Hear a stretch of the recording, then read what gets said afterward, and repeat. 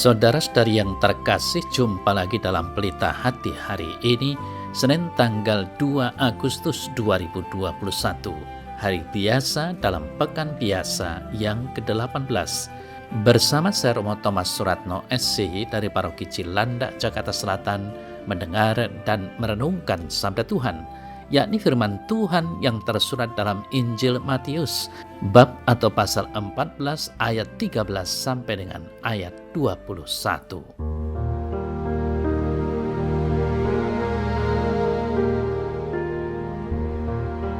Setelah Yesus mendengar berita pembunuhan Yohanes Pembaptis, menyingkirlah ia dari situ dan hendak mengasingkan diri dengan perahu ke tempat yang sunyi. Tetapi orang banyak mendengarnya dan mengikuti dia dengan mengambil jalan darat dari kota-kota mereka. Ketika Yesus mendarat, ia melihat orang banyak yang besar jumlahnya, maka tergeraklah hatinya oleh belas kasihan kepada mereka, dan ia menyembuhkan mereka yang sakit. Menjelang malam, murid-muridnya datang kepadanya dan berkata, "Tempat ini sunyi dan hari sudah mulai malam. Suruhlah orang banyak itu pergi supaya mereka dapat membeli makanan di desa-desa." Tetapi Yesus berkata kepada mereka, "Tidak perlu mereka pergi, kamu harus memberi mereka makan." Jawab mereka, "Yang ada pada kami di sini hanya 5 roti dan 2 ikan. Yesus berkata, "Bawalah kemari kepadaku." Lalu disuruhnya orang yang banyak itu duduk di rumput. Dan setelah diambilnya 5 roti dan 2 ikan itu, Yesus menengadah ke langit dan mengucap berkat, lalu memecah-mecahkan roti itu dan memberikannya kepada murid-muridnya. Lalu murid-muridnya membagi-bagikannya kepada orang banyak, dan mereka semuanya makan sampai kenyang. Kemudian orang mengumpulkan potongan-potongan roti yang sisa, 12 bakul penuh. Yang ikut makan kira-kira 5.000 laki-laki, tidak termasuk perempuan dan anak-anak.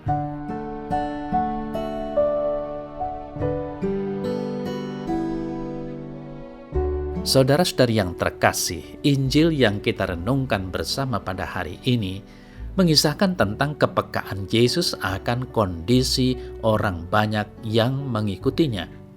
Mereka kekurangan makanan, bahkan mungkin sebagian sudah kehabisan makanan. Melihat keadaan ini, timbullah belas kasihan dari Yesus. Jika dalam Injil Markus, belas kasihan Yesus timbul karena orang banyak seperti domba tanpa gembala, penginjil Matius justru menampilkan sisi yang lain, yaitu belas kasihan Yesus muncul karena kebutuhan fisik. Orang banyak tidak mempunyai makanan. Yesus juga peka akan pendengar-pendengarnya. Meski jumlah mereka banyak, ia masih memiliki waktu dan kesempatan untuk berbicara dan melayani mereka secara pribadi. Saudara-saudari yang terkasih, siapa yang harus memberi mereka makan? Yesus melibatkan para murid. Ia ingin para muridnya pun peka, bahkan sedia memberi. Murid-murid hanya memiliki 5 roti dan 2 ikan. Jelas tidak cukup untuk lebih 5.000 orang. Masih dibutuhkan sedikitnya 5.000 roti dan 5.000 ikan. Jumlah yang mustahil. Akan tetapi di hadapan Yesus bukan jumlah yang membuat mustahil atau tidak. Segala hal yang dipersembahkan kepadanya, diterimanya, diberkati, dilipat gandakan. Hasilnya, 5 roti dan 2 ikan yang telah diberkati Yesus itu membuat semua orang kenyang. Bahkan ada sisa 12 bakul. Saudara-saudari yang terkasih, tidak cukup kita memiliki Yesus. Kita harus juga berbagi berkat bagi orang lain.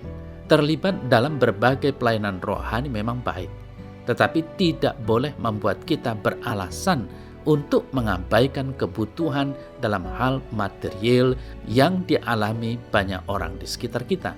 Kamu harus memberi mereka makan. Sebuah perintah dari Yesus untuk kita sekalian.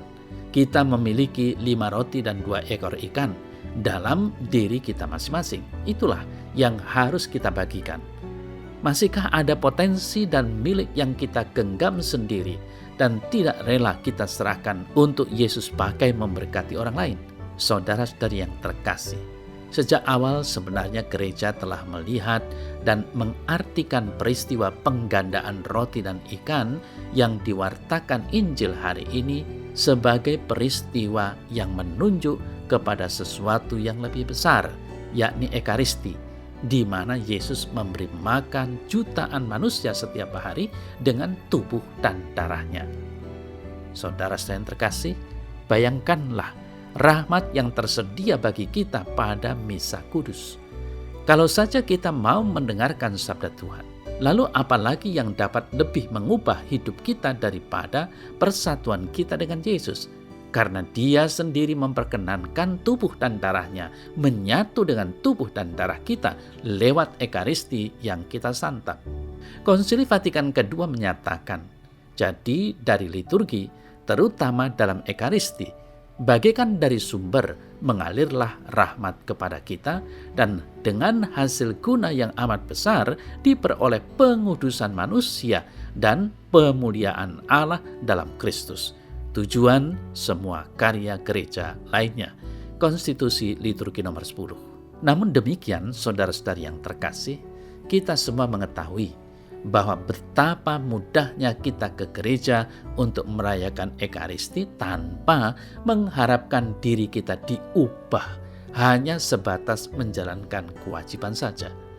Dan juga kita harus mengakui bahwa kurangnya persiapan yang baik sebelum misa.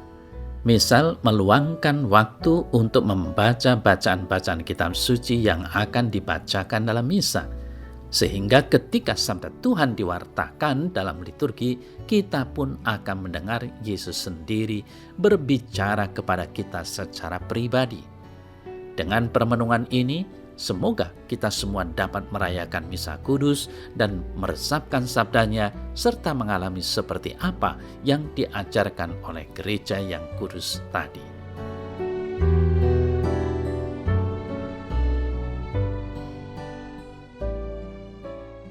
Dalam nama Bapa dan Putra dan Roh Kudus. Amin.